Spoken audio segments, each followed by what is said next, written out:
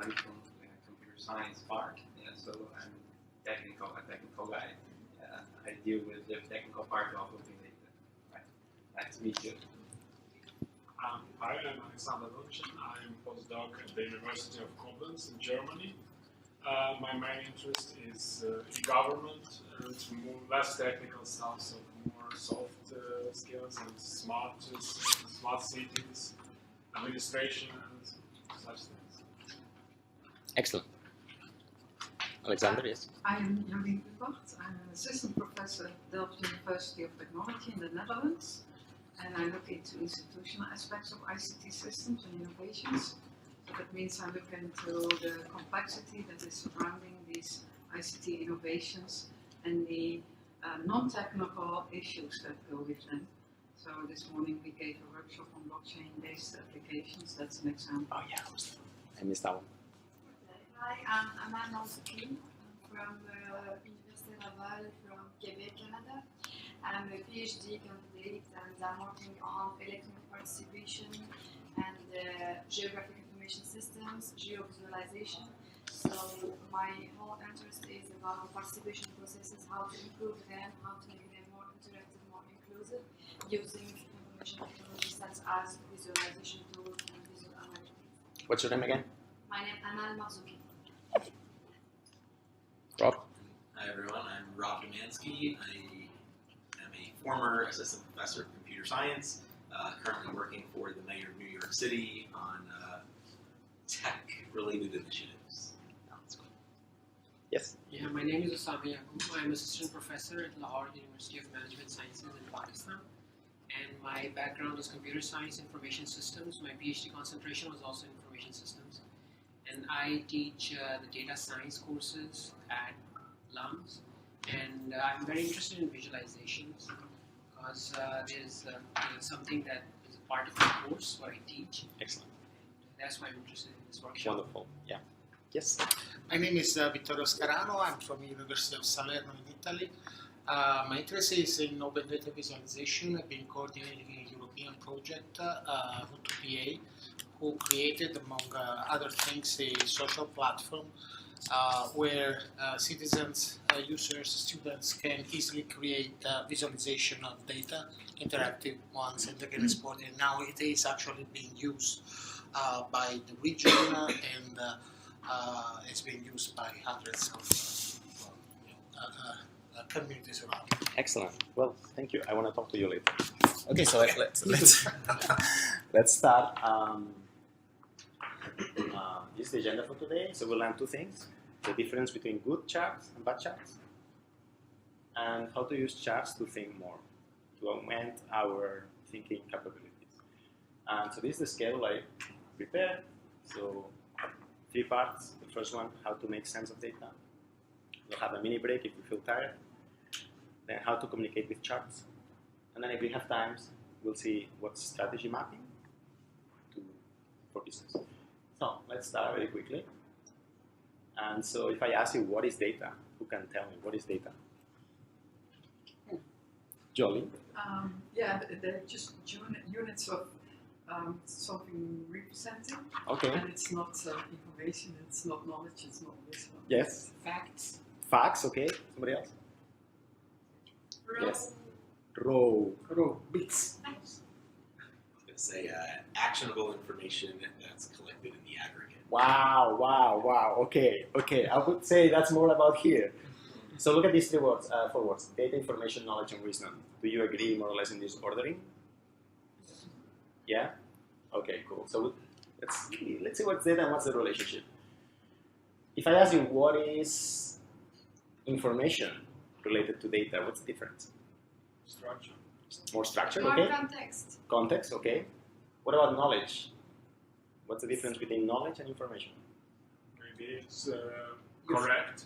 Correct. Information that can be It's used. Germans. It's useful. It's useful for Useful. something. It has a Useful for purpose. decision making. When you say useful, you mean value. Values. Value. Purpose, yeah. Value. Yes, do you agree with that? Yeah. Wisdom, what's wisdom? Learned outcome. Okay, interesting. Learned something. Carlos? Learn. Learn. Mike? Microsoft, please. No. To the left.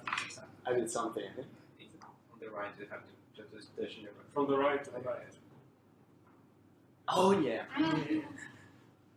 So I don't know exactly what is the difference between data and wisdom and knowledge and information, but this is what we know. Data, there's many usually, and wisdom, there's few. Yeah? Data, you may have lots of bits, megabytes, but wisdom, you don't have megabytes, you have maybe one sentence or two sentences, right? So that's one thing, you know. So there's a relationship between many to one or many to few, scarcity maybe, and you know scarcity is related to Value. Bitcoin. Price. Yes, value, right? The scarcity is related to value always, right?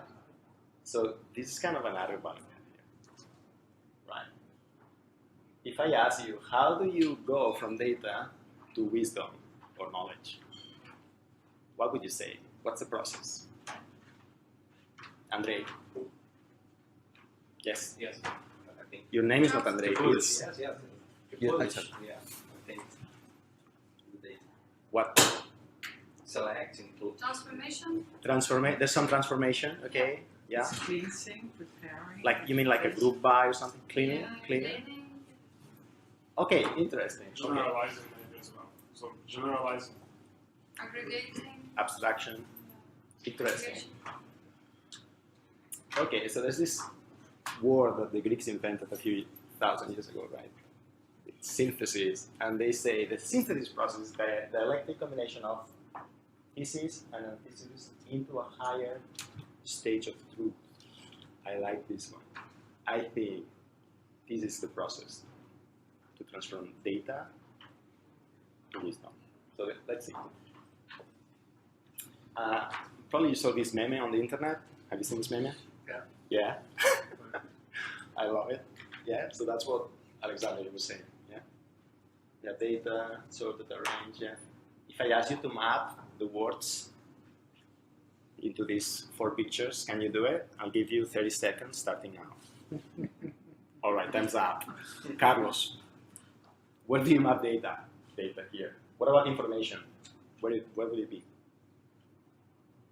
Sorting. Arrange it. Arrange. Knowledge is about, yeah. Why? Where would be wisdom be? The last one. I think. Visually. Is this wisdom? Is this wisdom? Yeah. Raise your hands, Yeah. people who think this is wisdom. Yeah. People who don't think this is wisdom. Yes, what's your name? Luis, Luis. Why not? You said no. I say no because I don't like that idea of a pyramid very much. So Go on. I really like to think that so there is a lot of knowledge to create data. So data doesn't come out from little pieces of something, you know. So these people thinking about how to abstract the world, you know. Okay. So- I'm totally agree with you. Actually, I'm with, what's your name again? Luis, Luis. There's a Jackie Chan movie where they say information is not knowledge and knowledge is not wisdom. Yes? So no, this is not wisdom. No. What is wisdom? so will be It's connecting, I think, the knowledge that you have to other fields. Yes. Are not the same colors that you have This is here. exactly what it is. Yeah. Putting things in context and knowing when to use them. Yes? Does that make sense? What would be knowledge here? Would be, oh, connecting it to the business model. Oh, we are producing too many red and the kids want purple ones. Yes? Does that make sense? Cool. Another exercise. Yes? Another way of looking at that is that knowledge is what you think to be able to actually do the whole process, right? So you're adding value to the thing, but then you need knowledge to actually go through the pile of because You somebody also has to tell you something that so you have to sort the things. You have to have some categories, right? If you don't have any category, Yeah, that's what Johnny was saying. You need to know colors, right? Right. And stuff like that. Yes, correct. Yes, context, color, how to relate information to other things. This is one of the things that people forget. Like to create value, you not only need to look at the data, you need to look outside and connect. So another exercise for you, and this one for real. 30 seconds, try to summarize in a few words the last 10 slides. Starting. I was wrong with wisdom. That's my secret. There's no right or wrong. There's no right or wrong. Only thinking about it makes us wrong. Okay, let's go. There's a prize for the best answers.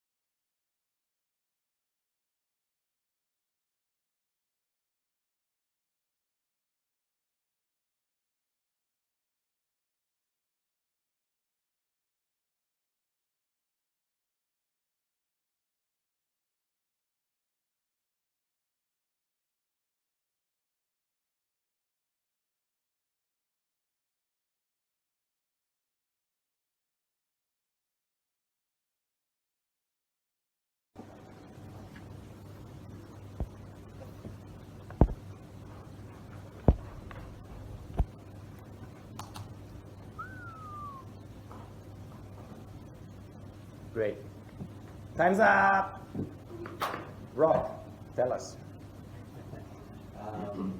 Many of the last 10 slides for a self-interested purpose, which is making a good presentation for when I do my thing on Thursday.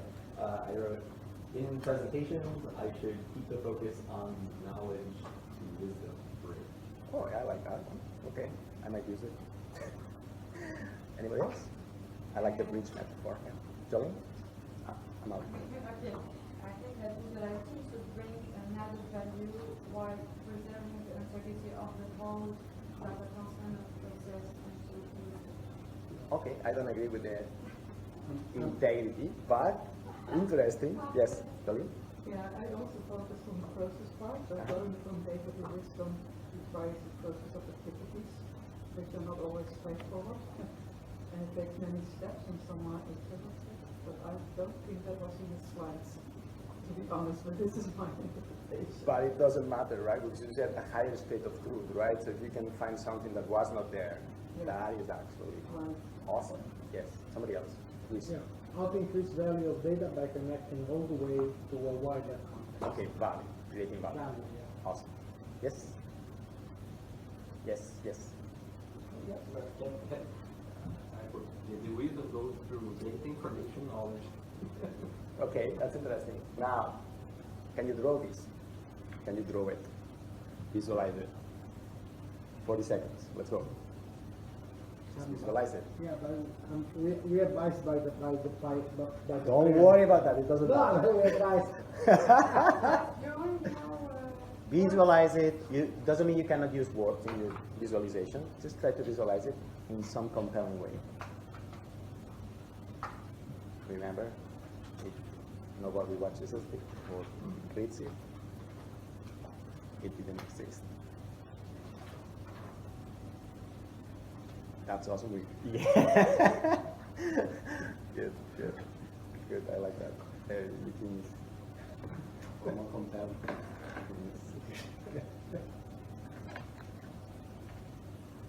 Yes. 10 seconds. My laptop there.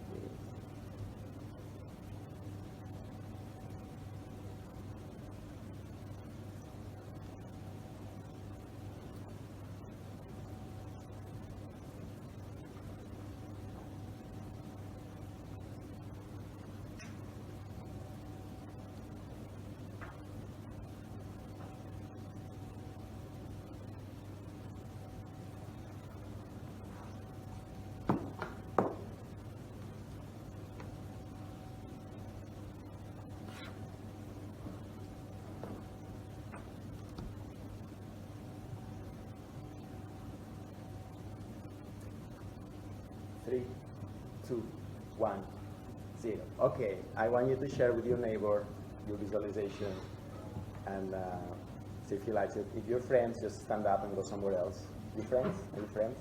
You two from Brazil, right? Yeah. You stand up and go to a mouth, for example. Not with your friends. I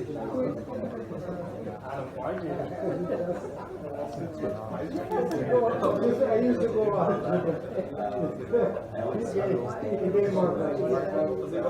I work with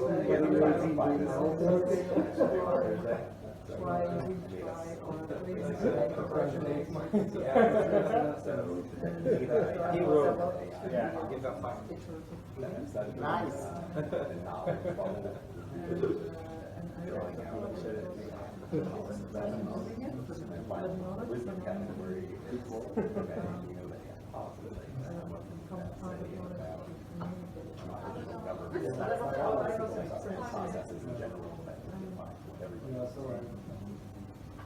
Other than a progression of policies. Yes. Yes.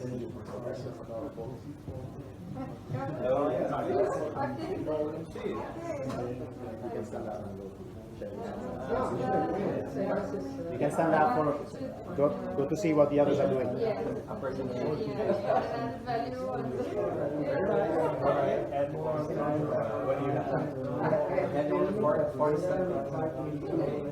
Wow. Where's the money?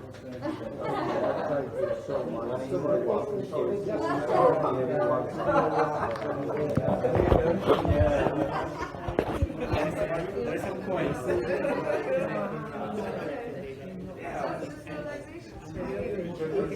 Those are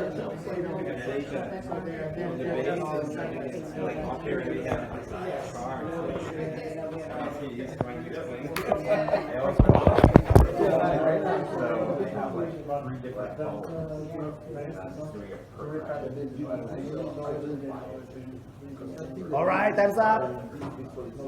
Anybody wants to share some comments? Rob, what did you draw? So, show it to us. Come in. So, I mean, this is the part I always struggle with. Don't apologize. On the visualization part. Well, this is what I'm looking to workshop and get ideas for. Is I still essentially came up with a linear progression of 3 different things. I just put them inside bubbles, so they look at least a little interesting. But yes, I'd like to move beyond the linear progression model. Beautiful. Yeah. Somebody, any comments? Did you see something that you really like? Yeah. Yeah, my work experience is in business intelligence. Right. And most of my job is about data cleaning and then extraction, transformation, and loading in a warehouse, running SQL queries, creating visualization. Hold on. I'm going to translate this. He's saying 80% of the work is what he's saying. Right? Data cleaning. It's Data data cleaning. cleaning, yeah. And? Absolutely. And so that process of linear is what it is at the end of the day. You do start with data and you do end up with visualizations which come much later on. And then wisdom is something which is hard to visualize. That's what somebody who looks at that visualization and something clicks in mind. Somebody else wants to share something? Yeah, I have a bit of a less linear interpretation. Okay, I see. Nice map here. And I wanted to express the process of doing it, and it's, yeah, so going from, but I also added the fact that knowledge is only generated when you share it with others, I think. So that's an additional element I put into it. Do you agree with that? The knowledge is only generated when it's shared? I agree. I mean, from my experience, when you share is a collaborative approach. So I mean, actually, my work experience is that how to make people collaborate to create data from their experience, from their context, cultural heritage, whatever, and how they can create data and be helping the city. Wonderful. Let's move on. Yes? To share solutions. That's fantastic. This is one solution that I really love to summarize this 10 slide. It's about, remember, wisdom, creating some extra knowledge, some extra thinking. He's one of my favorite charts out there in the internet. A guy from New York made it, an author. And he posted on Instagram and then he deleted it. But I catch it. The first time I saw this chart, I was so angry because I thought it was wrong because there's no measures and it's formally, I thought it's wrong. And how do you have two different dimensions plotted in one axis? That's also wrong in science. But then I was angry, because I was jealous because this chart is really a genius chart. And here what he's plotting is visualization, order from the amount of information there is. And it means that if I show you something with lots of, if I show you a big Excel table with lots of numbers, here, there's a lot of information, but there's not going to be a lot of meaning. And that if you want meaning, you need to reduce the amount of information, right? And wow, that's one of my favorite charts. Another one I like is this one. What you made here, I can show you. Finally, so why is this one so powerful? Can somebody explain? Yes. Good. Yes. Yeah. Why is it powerful? Why it works? Because it gives a sense of the amount of data you have in the page, and when you go to the top, you refine it. Yes. What's the metaphor here? Distillation, the pyramid, right? You can only be at the top if you're like status, right? It's hard to get to the top, right? It requires work, right? So it's a very good metaphor. So metaphors are your friend in visualization. Yes? With both of these charts, real challenges are people who work with data. They don't know how to wisdom and they don't know how to filter. And people who have the wisdom, they don't have the technical expertise to know how to filter. That is exactly what I've been saying for the last 3 months, and that's why I'm writing a book about data visualization. Yes, you're absolutely right. Data scientists in Chicago, first they are mostly males. That means they're colorblind.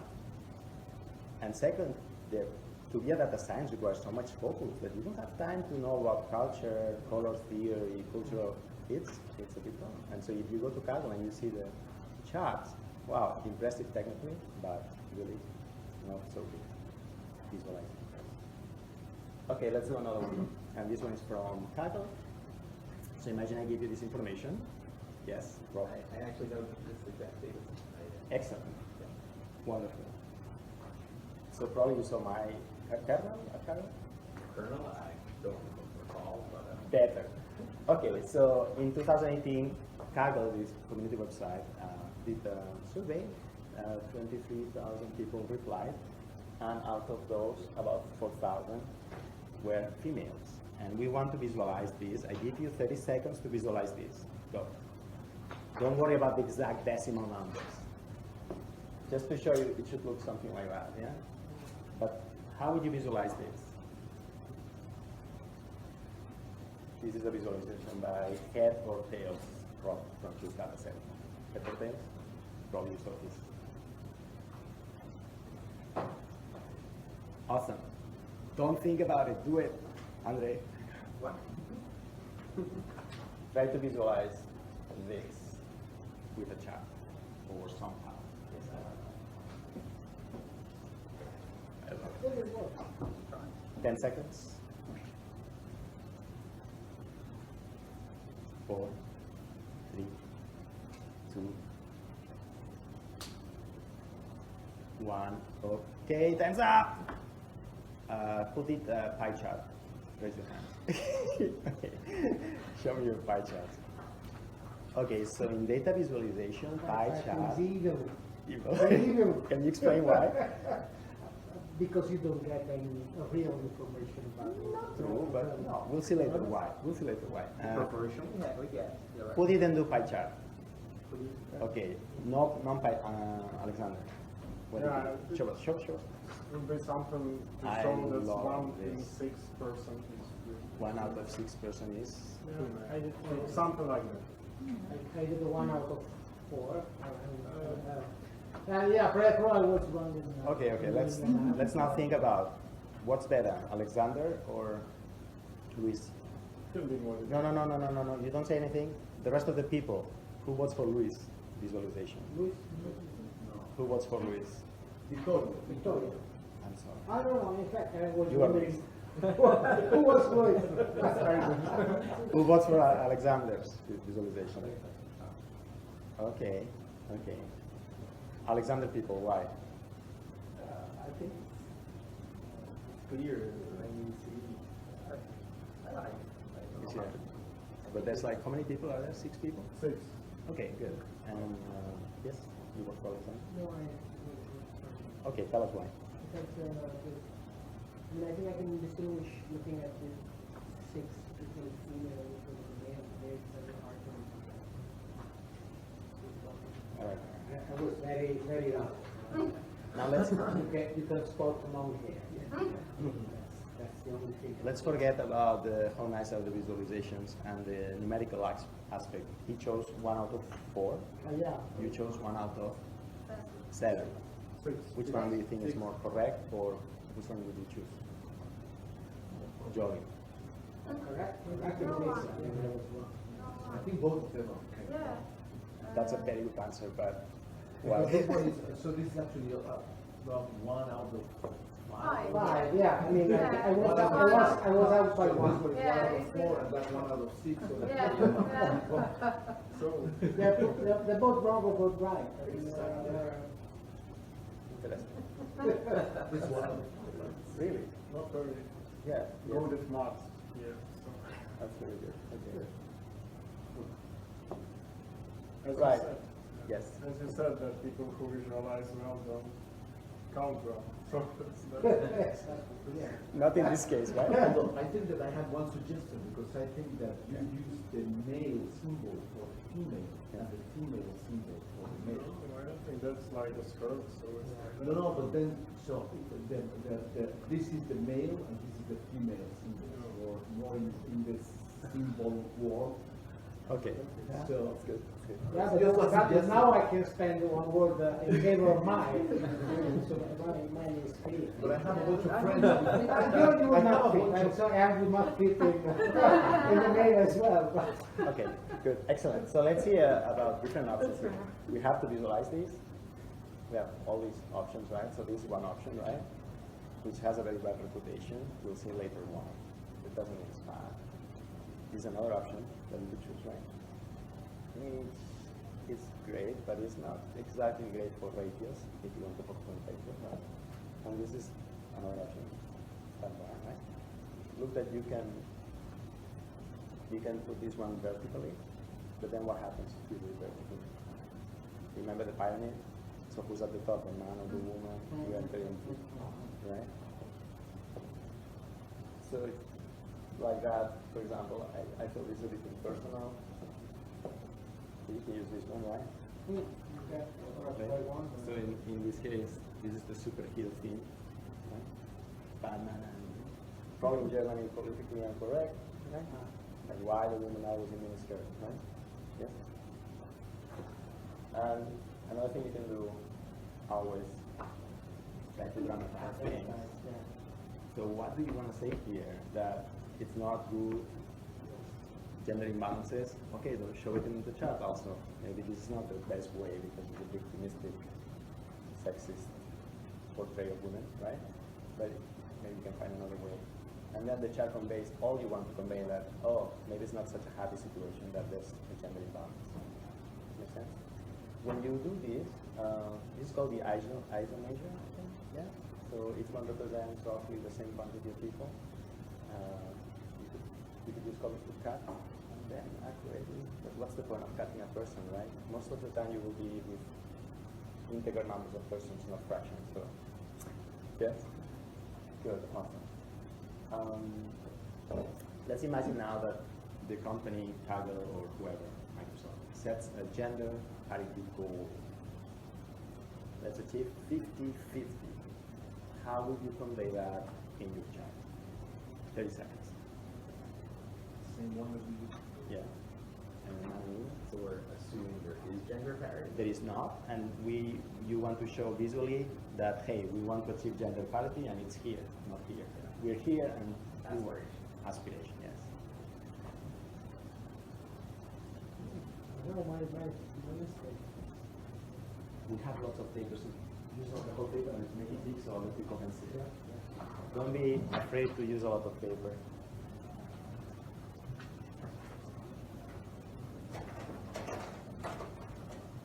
You can use markers so people can see it from far away. So use markers. Yeah, don't be afraid. Yeah. Pass that. 10 seconds.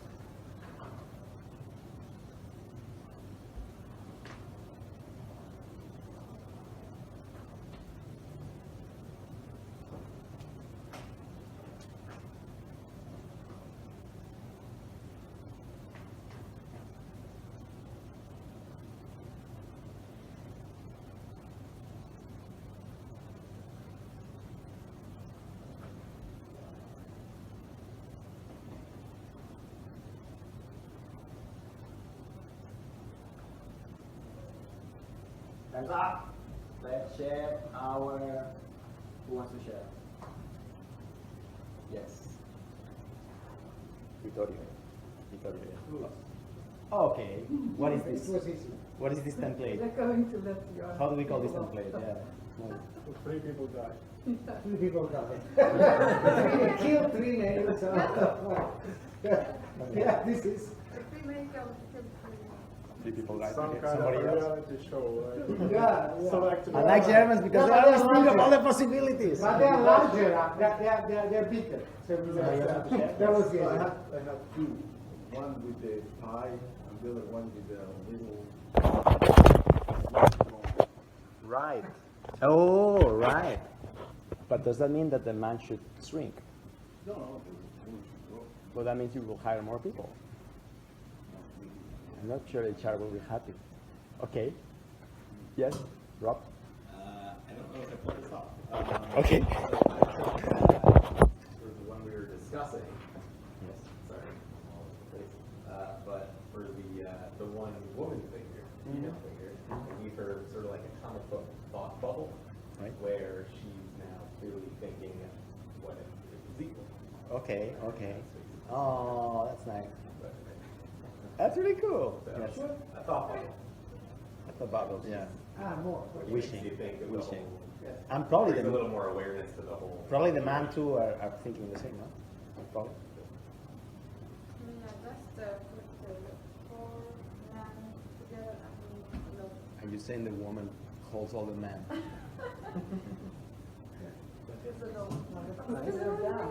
This is the class ceiling. Jolly? Yes. Very good. I want to stay away of this discussion, and I took the most common symbols for males and females, Yes. going from left to right. Very good, okay. Excellent, okay. Yes, Carlos? No? Okay, good, good. So here are 2 options, for example. Pie charts are good, so you could say, oh, hey, this, you can use arrows as the arrow of time. Here's another one, and you can use gravity to show it's not going to be easy, right? Here's another one. Okay, it's going to be easier. You get it? Like how gravity affects this chart. So let's go back to why pie charts are good or bad. So the reason they're good or bad is that we humans are very sensitive to handle changes.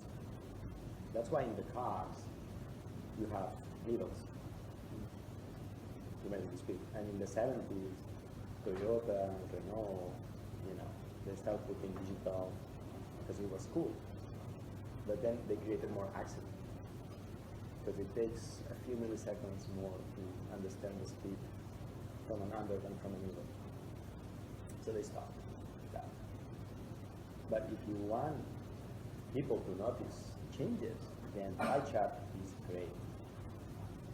If you don't care about that, then linear is good. Or if you don't want to be distracted by little changes, linear. If you hate, no, any change is important, right? So here you have 2 guys, Blue Origin, when they do the webcast and they launch a rocket, this is the height. So Blue Origin chooses this one, and SpaceX will choose Yeah, and when you watch the YouTube videos that you can find on the internet, you will see that you ignore this completely. And on this case exec, you're totally watching this all the time. It's really interesting. Makes sense? So if you want to emphasize changes, pie chart is great. If a small change, you don't want to be distracted for it, then do not use pie charts. Make sense? Right, so flashback again.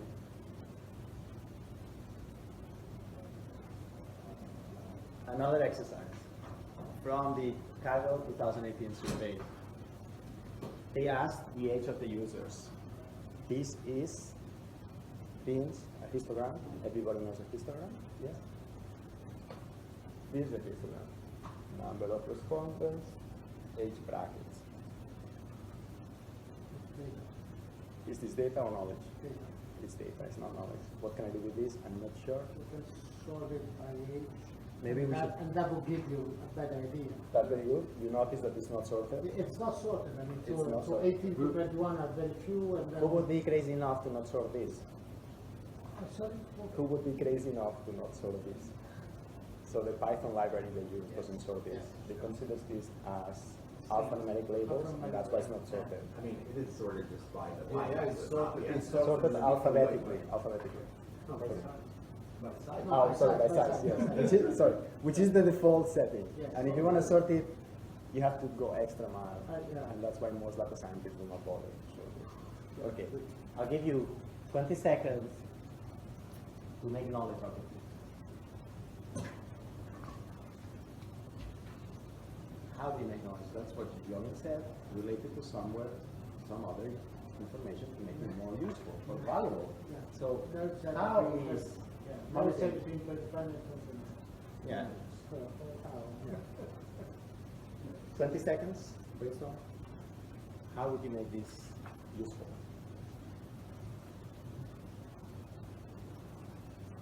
So data scientists are like coding.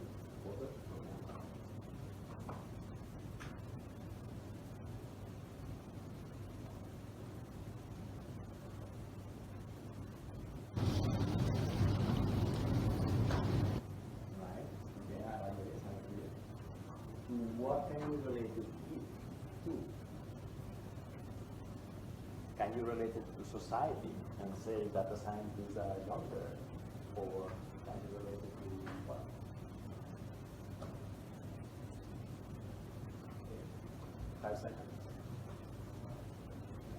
4, 3, 2. Time's up! Great, excellent. Who would like to share? Yes. Okay, I'm sharing this. I was also doing, not sure about the calculation, but it looks like the people from the most frequent. Is this curve the normal curve of age? It looks like a normal curve with a very long tail, and the long tail is actually approximately the same. The aggregate is the same of the most. Or you want to compare? The most calculated one. Yes. The topic discussed asking for respondents is addressing more people between 25 and 29 years. Right, so it's not the youngest ones, right? That's interesting. No. That's interesting. So what does it mean? Like younger people don't like data science, or they're playing video games, or they're too young for this?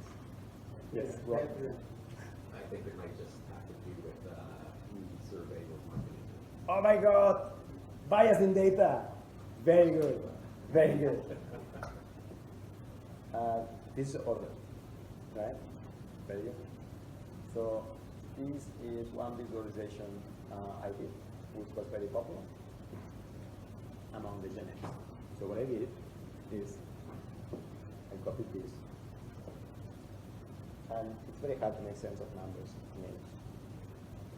But if you reduce the dimension and you make it something relatable to yourself, one of those things. The age is one thing. Oh, it's not same age. But if you say generation, oh, then it takes another meaning, right?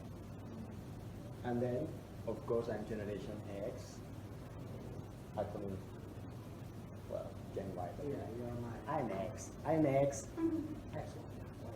And I think we are the best, right? So I collected this data to another survey that says who won the most prizes per person. And it's correlated with experience. Older people know more and they earn more money in cargo competitions. So that was the message here was like, yeah, you guys, young people, you're more, but you have more prizes. Make sense? So anyway, this pick of the generations works very well. Reduce dimensionality, reduce clutter, and then once you're into generations, oh, Gen X, millennials, they don't like to work, they're very hard, oh, right? So you can do all sorts of connecting knowledge. Sounds good? Right, then we use the trick of highlighting what you want to highlight the call. Right, another one, salary. This same survey. This is the salary distribution worldwide. So there's a lot of people from India, US, Russia, Brazil. And this is the distribution. Long tail. This is a guy that earns more than $500,000. Well, there's like 20 guys that reported that. We cannot verify it, but nobody reported more than $1 million. Right. How do we make wisdom or knowledge out of this? I give you 20 seconds. Is there a better way to show this?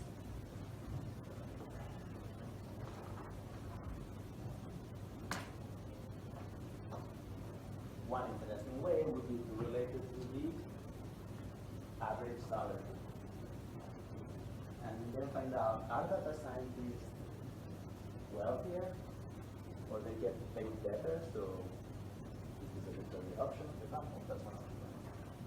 This is your data. This is your data. And it's like in a camera. It's in the references.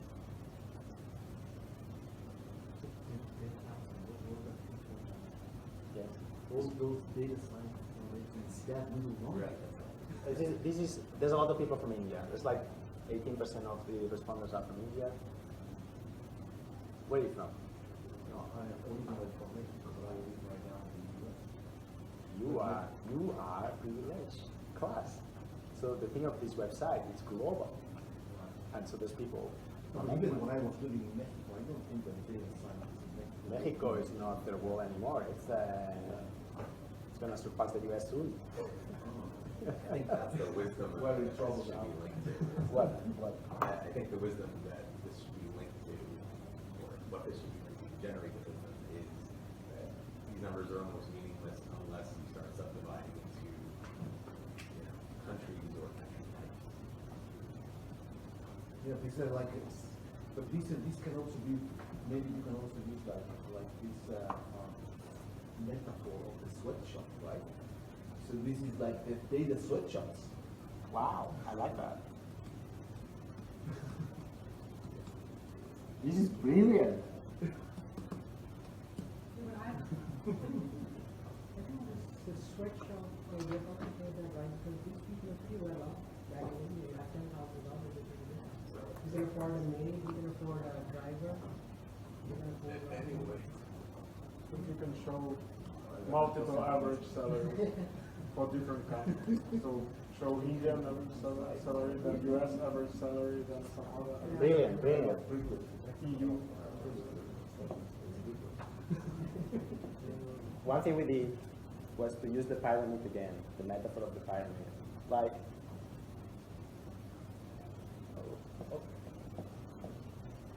right, so if you arrange it, who are the privileged people here, this page, right? So maybe if you put them at the top, it's the structure we're more used to see at the pyramid, right? So you can put it, and that's what it looks like. The rich people at the top, and percentages here. The base, a lot of people, and so on. And then what you were saying, related to salaries in different countries. So, for example, if you're in the US and you want to be the plus 1%, you need to earn $422,000 per year. So I would even break that down by region within the US. Correct, because in New York it's double. It's quite different than Idaho. Which pisses me off. Yeah. Anybody from the 1% here? No. Okay, what's the 10% in the US? 10% is about 150K. So, oh wow, 6% of the respondents globally would make it to the 10%. And 60% would make it to the global 1%. So what does this mean? It means that data scientists that many people, which makes sense, right? You cannot be a data scientist, you are a farmer, you can. Makes sense? So yeah, that gives an interesting perspective. But the key here is to flip the chart. And then, and then people don't know why they like this chart, but it's because the pioneer. Another one, yes? So maybe it would be a good idea to have a starting purchase outside and not in nominal terms, and then probably get it. I'm using that later. Good, awesome. And other suggestions? Jolene, yes? What is PP? Yeah, it's like $1 in India is worth more than $1 in New York City. Oh yeah, I have the average required dollars, euros, whatever to live on per year. Yes. To have a reasonable life. That's, I have that idea. Awesome, great. Another one, other challenge. By country, you were asking by country. Here is by country. There's about 198 countries responded. We got off here, okay? But there are more, it's a long tail. It's like what, 100 countries here maybe? Or 80, something like that. USA, India, China, other Russia, Brazil, boom. Guys, this is huge. Number of respondents. And we have the same for the last year, for 2017. Okay, which is something like this, 2017 and thinking now. China was half, other was half, Russia was 75%, Brazil was half. Make sense? And then table. Good, awesome. So most of the growth came from Brazil and Russia and China. Because China, I mean, those China too. Make sense? 20 seconds, make knowledge out of this. Which means try to relate it to something. And then there's a lot of information here, but there's not a lot of meaning. So to make meaning, you need to reduce the dimensionality. How do we do that with so many countries? We ignore some countries? What do we do?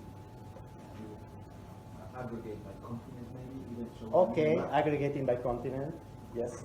Divide the number of data scientists by the population of the country. I like that. We'll see that later. Let's not go there now. Let's not go there now. On the map. Because Map. On the map, back we cannot compare India to Tunisia, for example, the population. I like that idea, but hold that thought for the next slides, not now. Okay. Yes? What did you say, Liz? Aggregate by continent. Does that make sense? I think that's problematic in some cases. He lives in New York. He's so global. Why? Some continents have far greater economic disparities than others. Does it make sense to aggregate by when things are not are so different? The point of aggregating is to, or you and you are the same. Depends what we are wanting to show. What we see. Great. Should the European countries be aggregated into the EU? I would just use maybe 5 or 6 the biggest countries to show, and then He says that because he's from Germany, and he knows but Spain will be cut off. I'm not happy with this solution. 10 countries. I'm still not happy because Spain is 11. Yeah, you actually have a category at the bottom like that called other. These are countries that were too small to be aggregated by themselves. So all these that I said we cut off are in other. But you could what? You could define other lots of ways, in which case that could be your seat to shorten this chart significantly. How do we shorten this chart? Because this doesn't make sense, right? So for example, EU countries they're very similar. I know they're not, but compared to the rest of the world, they're very similar. They use the euro, more or less the salaries are the same. I know you Germans don't think that, but African people think that, right? Europe for them is just Europe. So maybe we could aggregate that. This is what we did. This is the thing. This is what we did.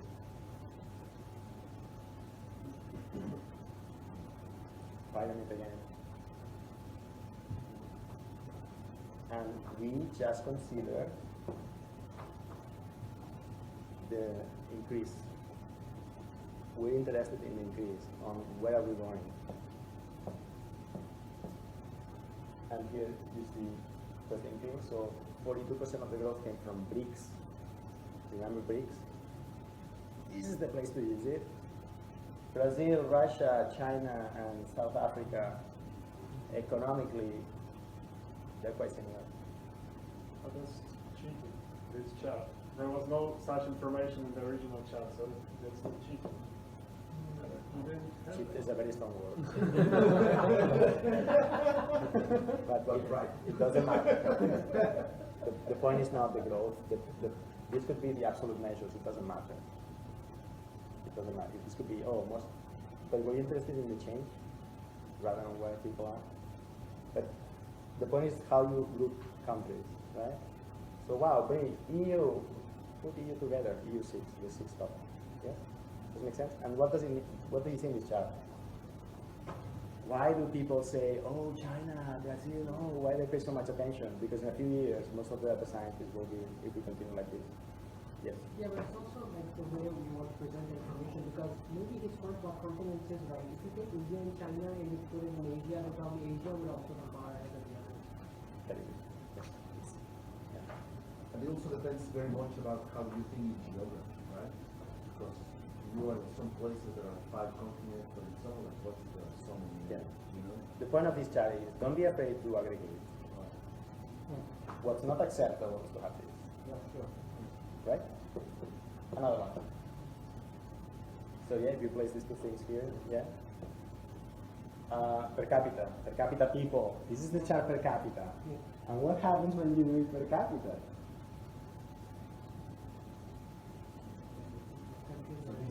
Data scientists per 10,000 population. You know there's like doctors per 100,000 or 10,000, like there should be like 6 doctors and then policemen. So what do you see here? Small countries become outliers because it is Singapore, well, it's just a city, right? So of course if you don't have farmers, of course you're gonna be ahead. But it's like 3 times ahead of everyone else. It's very interesting. Yeah, very interesting. Here I put the means and the mean and the mean. Wow. So if BRICS will become like Europe or America, it just will increase. Okay, interesting. Same chart. And this is one of my favorite tools for thinking is to do a scatter plot. So on one dimension you have something which is usually correlated to the Global Innovation Index. Anybody familiar with the Global Innovation Index? It's compiled by business school in SEA every year. I don't know how they do it, and I don't know if they put this as an input. We don't know. I think they do. Yes, could be. It's very likely. But okay, but it doesn't matter because you can use this chart still to think a lot. And once you have this chart, you can do things like this one, a regression. And we know there's this principle in maths and physics, which is reversion to the mean. When you have an outlier and time passes, it will go back to the mean. So, and here you could also plot like Hans-Rosling. Remember the balls that move? And then you could see the velocity of countries, and you could see, hey, is Japan going to go this way or this way? Or this way? What was it doing the last 10 years? Oh, it's been going from here to here. Wow, okay, reversion to mean. What about Russian? What does it mean? Will it go up or not? Look at Germany. very innovative, above the average if we just consider data science, right? Japan, very innovative, over innovative if you just consider data scientists. And if you have a different point of view of INSEAD and you think data scientist is the future, and these guys, they're just living from past glory, you can predict what's going to happen the next year with their innovation. Make sense? So if you add inertia and velocity, wow, you can really predict interesting things. Awesome. So recap of part one. To me, if I had to summarize this in a bit of wisdom, this is it. Yes? Anybody? Would you recap this in a different way? Okay, so let's make a 5-minute break, yeah? And we'll come back here at 3:40.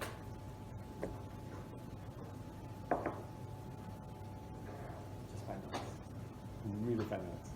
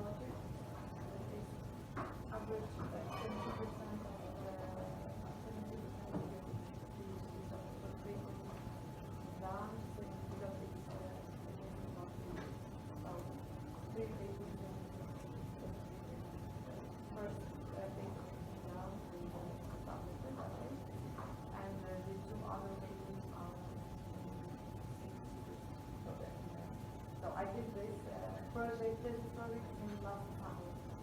Yes, but I delivered it last summer, so I took like 8 months. Yeah, down. So all you have to do is through the last 2 people. Yes, yes. Yeah, I have 4 papers, 4 conference papers and journal papers. Yeah, and I'm still working on 2 final results of the papers. But I did it.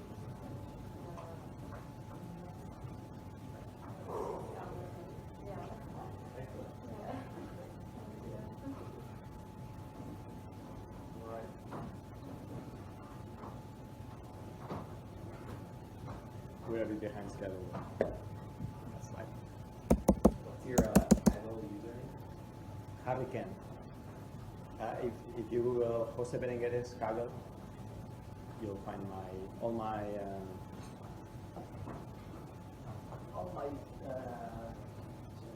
stuff. Yeah, I'll do it here.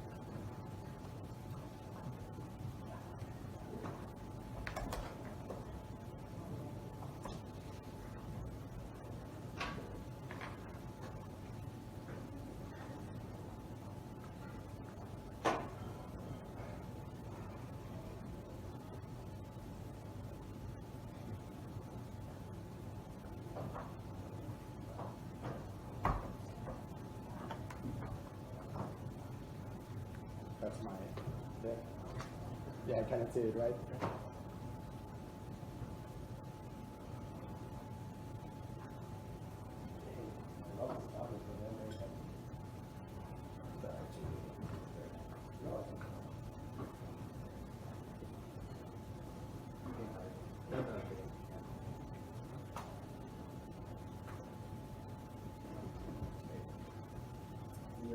Storytelling, that's the one where you can see the code, all the stuff, and the volume and dots.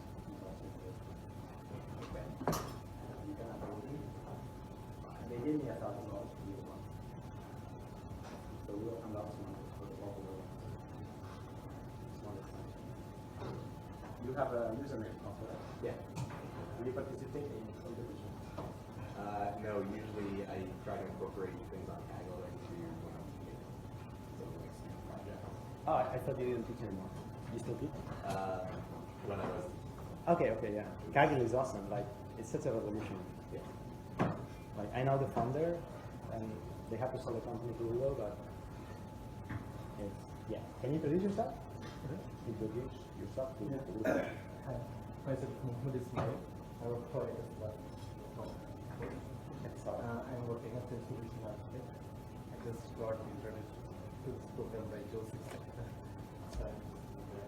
We have a Nice to meet you guys. data science meetup and a design thinking meetup. You have to came to this. All right, so let's start.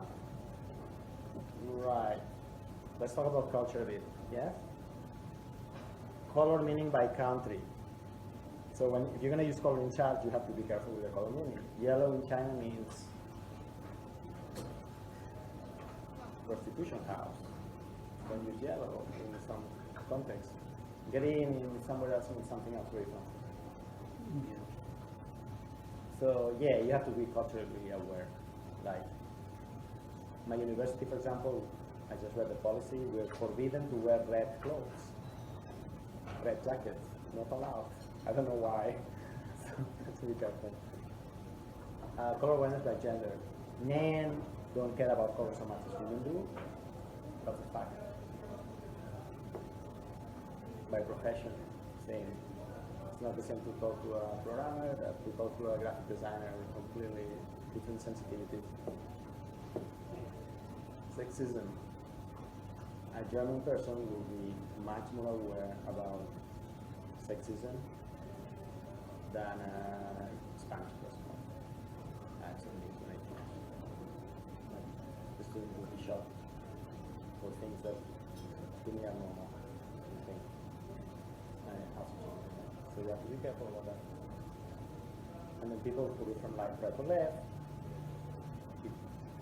The ideal chart is not the typical New York Times chart. It's different. Cool. Let's talk a bit about storytelling. Are you familiar with storytelling? Yes. What is storytelling to you, Carlos? It's a way to establish a sequence. A sequence. Yeah. A story is a sequence. Yeah. Anybody? Yes. It's a narrative. A narrative. An art. What is it? Anybody else? Why do we want to be good at storytelling? We want to engage audience. Talk about something they can relate to, not numbers, emotions. Right. Jolene, do you have anything to say about storytelling? Why is storytelling so effective? Because you can, by means of storytelling, share your interpretation of whatever you want to get across. Yes. Because usually the person that is telling the story has experiences in the story and for a lot of detail. No. That's how we learn. Machines don't learn through storytelling. Yeah. From childhood, we are more familiar with. I would disagree because neural networks are learned by stories. It's the best way of communicating knowledge, wisdom, right? If you want to communicate wisdom, you have to tell stories. Not all stories are based on wisdom. Rob? No, You're biting scratching your my tongue. head, but Biting your tongue. Say it. But are we speaking about storytelling as a qualitative method on research or something else? Everything. Because Movies, manga, okay, because I know I'm using on research, qualitative research, storytelling, qualitative research. It's not very professional, right? No, It is? it's really very oriented to research. Okay. Yes. I mean, I would think that when you're trying to come up with a successful way to tell a story, you need to find a way to do it that resonates with the audience. Resonate. What do you mean by resonate? Right. So Nancy Duarte. What do you mean by resonate? So something would resonate with a member of the audience if some of the things that I've already mentioned, like if they can emotionally connect to it in some way. Yes.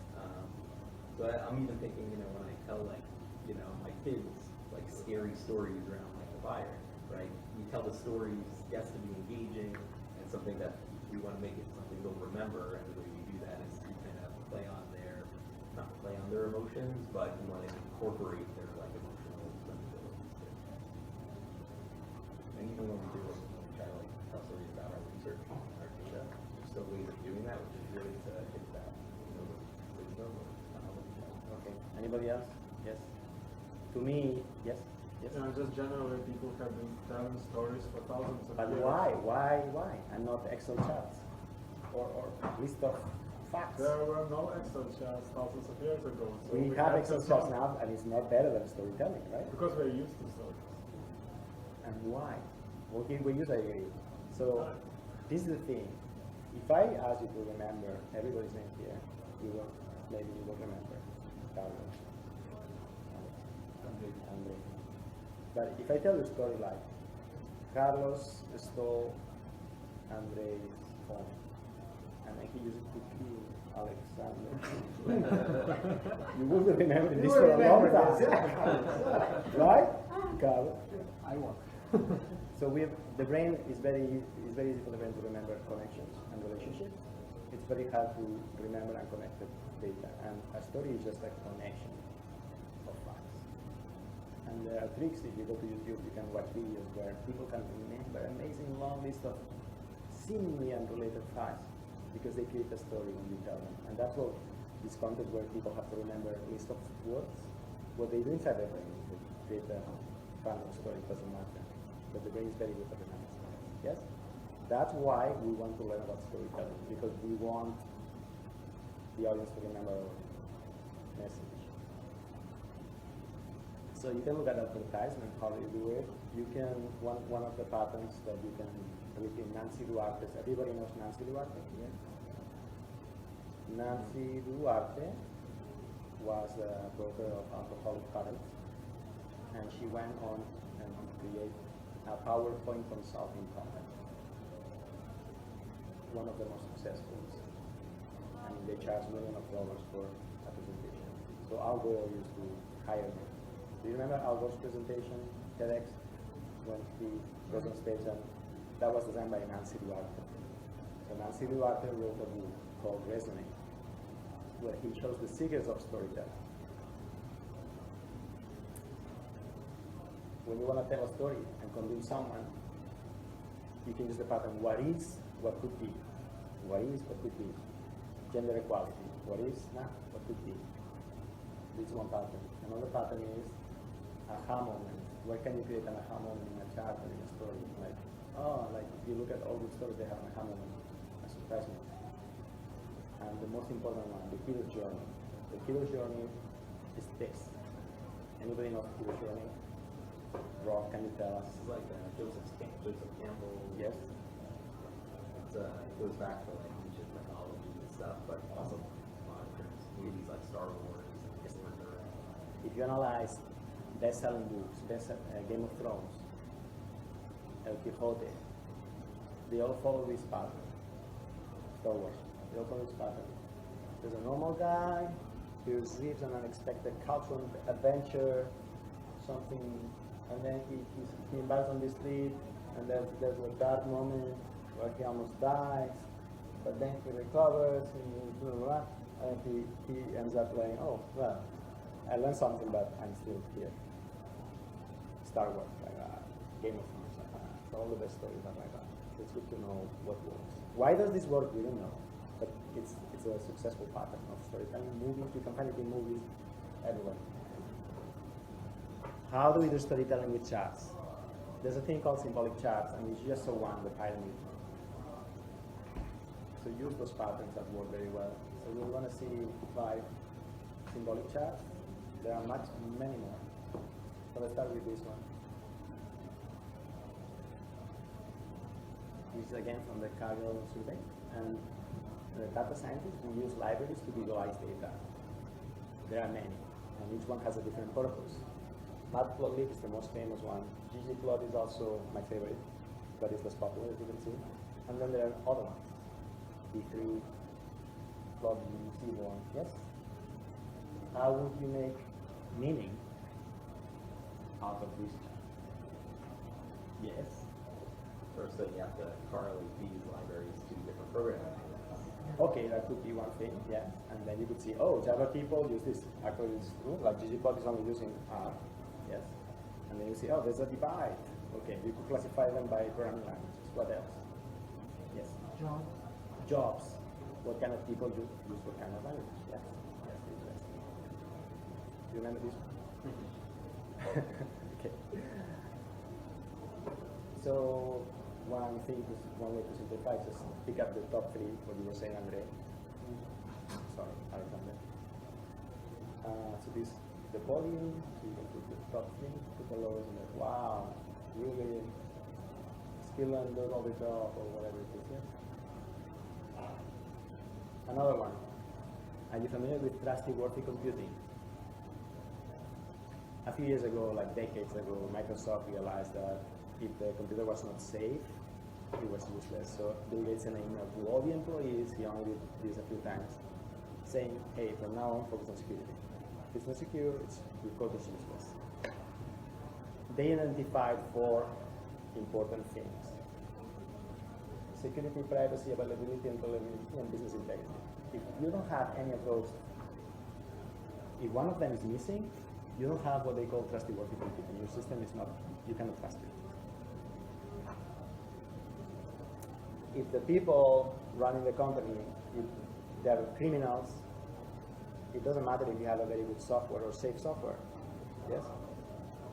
If the software is not very good already, if there's no data privacy, and if it fails, it's not available 24/7, it's also a problem. So these 4 things, if one is missing, you don't have what they call trustworthy computing.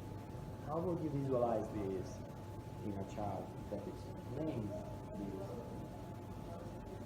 and relationship? A pile of blocks. If something fails, I like that one. So you pull one and it falls. The house falls. Yes. Overlapping circles. Okay. All 4 overlap. That's really okay. Yes. Yes. There's this famous chart called House of Shiva. Okay. Pile of blocks also very nice. Yeah. So it's a great metaphor, right? Yes. Awesome. Another one. How do you express? I invented this number, but it doesn't matter. It doesn't matter. I mean, nobody can I give you 20 seconds to visualize this. How do you visualize this? Because it's not easy. How do you do it? 20 seconds.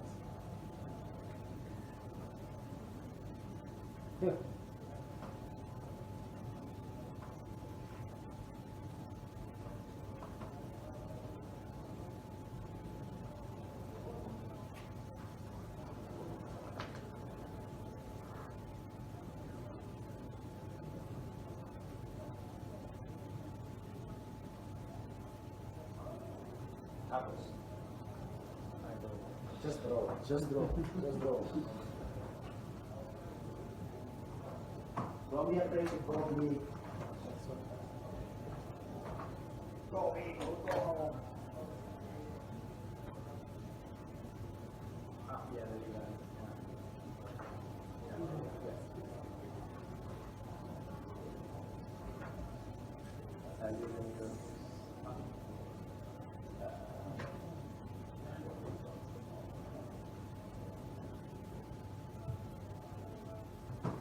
Nice.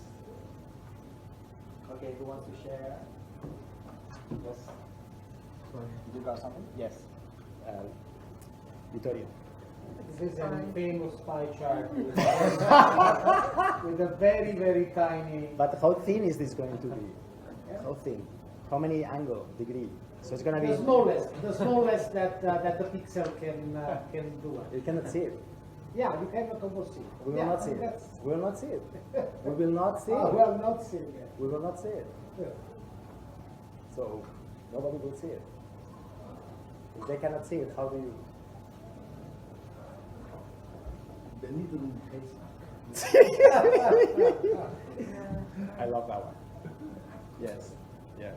So Elon Musk a few years ago, he drew a map of the United States, and he said, in this map, there is a pixel. There was a black pixel somewhere in Arizona. He said, we just need to fill this pixel with solar cells, and we will have all the energy we need for the US. Just think, it's just one pixel.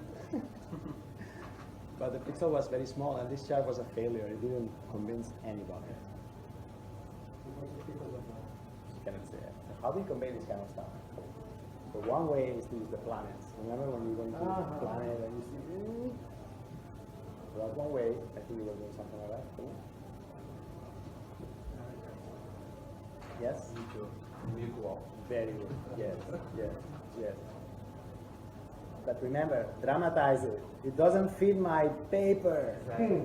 Yeah. Got it? To be. Awesome. Another one.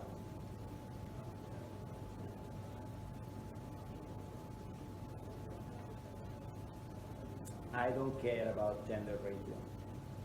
How would you make me care more about gender radio?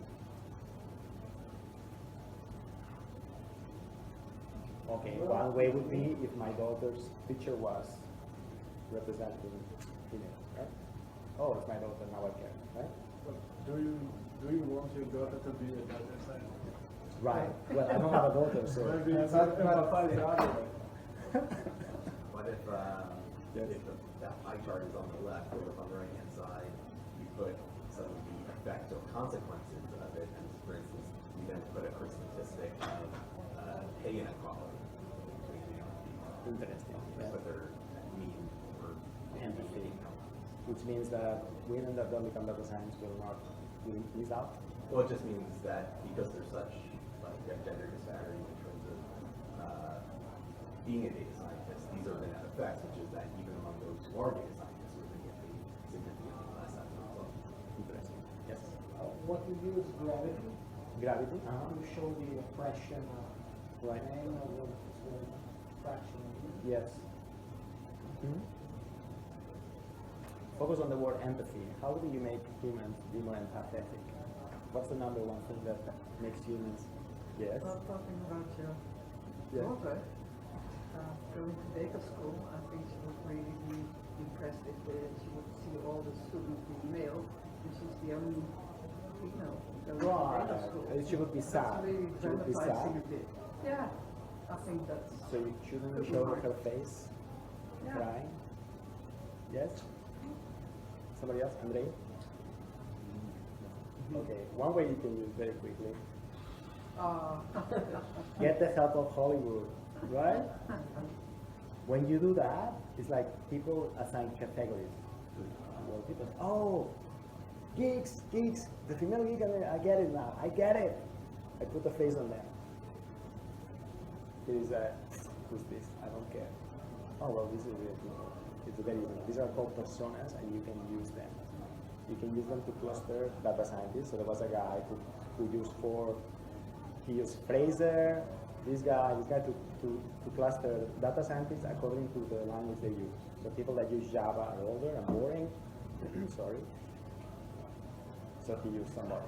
And then people that use Python are younger and more dynamic. He used somebody else. Make sense? People that use a crazy language are more weird, so he used a weird to represent them. And then people really get it, and oh, it's so funny, look at that. It's just persona. Another one. This is from another data set, Minneapolis, the George Soros Foundation, and various institutions. They came up together, and they organized a competition called Data Science for Good.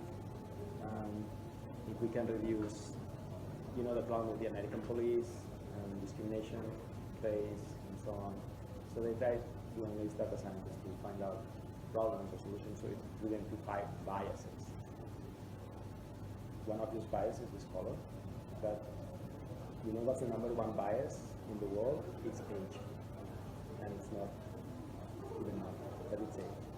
Here you have a chart of the age distance between the officer and the person who's being arrested. Right? So as you can see, the more the age distance, the less they understand each other, and the more of arrests resulting in charges, which means there was violence or there was something, right? How can you make this charge? How can you make it more powerful, more communicative? Remember about it. I don't know what it is. Okay. I'll give you 20 seconds.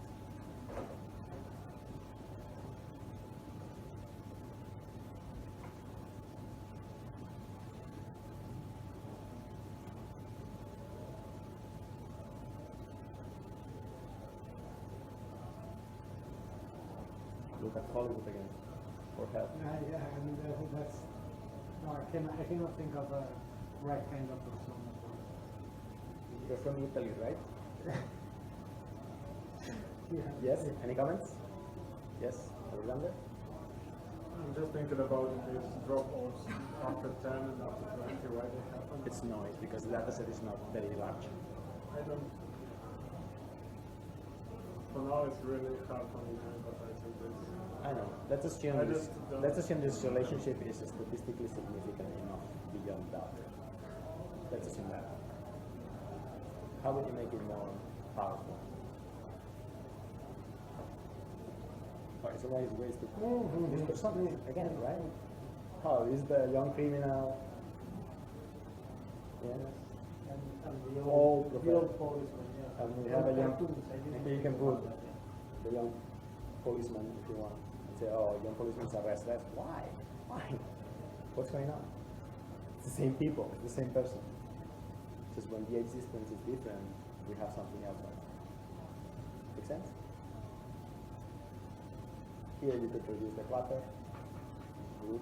Yeah. Many things. Another one from the same data set, police data set, arrests. I love this one to think. This is a scatter plot. Percentage of arrests resulting in charges.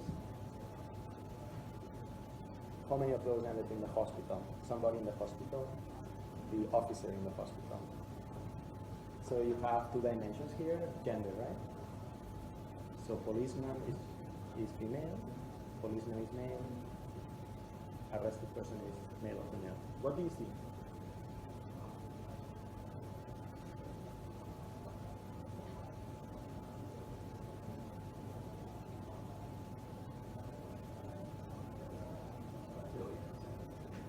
Yes? It's just really interesting that when the sexes diverge, either direction, that's where you have the greatest effect. Yeah. So when the policeman is a man, you have about 3.5. The size represents the number of arrests, so it's more significant this one. But this is pretty interesting, like when the officer is women, wow, what's going on? Do suspects feel more encouraged to react? Okay, so is it fair that in male policemen, because it's almost double, it's like 40%, 30% more. So shouldn't we? Okay, make sense? And male officers are more abusive with women, right? Is that the meaning of that? No. They arrested somebody that was. No, the male officer is less likely to go to the hospital after an arrest if the suspect was a woman. But the number of arrests resulting in no charges. Right. So what's going on here? So I must say that this is a trick I teach my students how to do, which is actually to the origin of the x-axis, because the origin is not 7, it's 0. So it is not much more than the other. Right. It's between 8 and. Right. Okay. So it's interesting, right? So this is why chat are very interesting to think, right? So how you make it more like less dry and more easy to understand? You can use again personas, right? Once you add, oh, wow, yeah, that's bad, that's good. Okay, now we know where we have to move very quickly. Here you have to spend like 30 minutes thinking what's good and what's bad. Yes. But now, okay. Yeah. But some people would say, oh, you're a child because you're using. Doesn't make sense. Another one. Who's into Bitcoin? Did you buy? Yeah. Good. Did you sell? Some. Good. A few years or months ago, before the big crash, somebody released a very interesting chart that I will show now. But this chart is based on this. The chart was to convince people that, hey, Bitcoin is still so small compared to it, just can't grow. At that time, Bitcoin was $41 billion cap. Look at all the other assets. It's an asset class. You should own it. How would you show this chart? It's the same problem as enormity. Look at the disparity. This one, which is all the money in the world, is 2,000 times bigger. On a linear scale, you cannot see it. How do we show this? Because we need to show it. How do we show it? Not a pie chart. No. Right. 20 seconds. How would you visualize this? To compare these highly diverse numbers. Very good.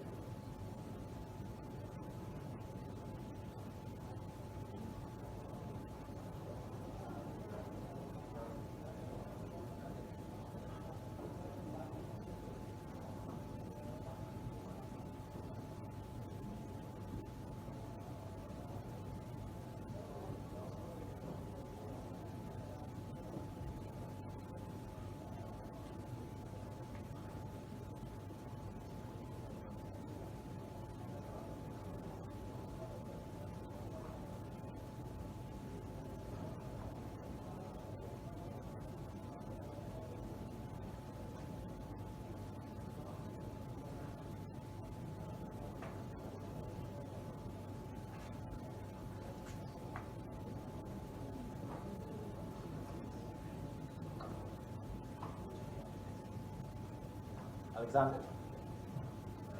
Probably you can use again the circles, the different sizes. But other idea that I had that we can use actual money. So like show using $83,000 for example in comparison to 41. These are billion. Okay? Yeah, but you can say this 83,000. You can show that as a there's a 2,000. One is going to be 1 pixel and the other is 2,000. No, like an actual photo of money. And okay. $41 as the bit. Or a pile of coins. Very good. Something like that. But also they can be money. It shows the. This is what they did. They use 3D balls. Why is this so easy to understand? So the mass, the volume, is square to the cube of the radius, right? It turns out we humans are super good at estimating the mass or the volume from the radius, which is what you can see in 2D. We're super good. Do you know why? Because you need to know, is this guy dangerous to me or not? By height estimation. It turns out you're dangerous by your weight, mostly. If you can estimate the weight from the height, so we're very sensitive at that. This is exactly the same situation. That's why we understand this chart so well. Right? And so you can plot different charts, like log scale or the mass, the volume. This is linear, by the way. Cannot see it. Right? Okay, and we'll stop here.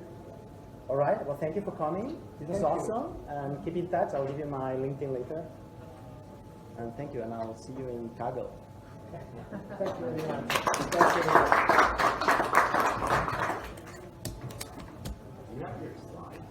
Absolutely.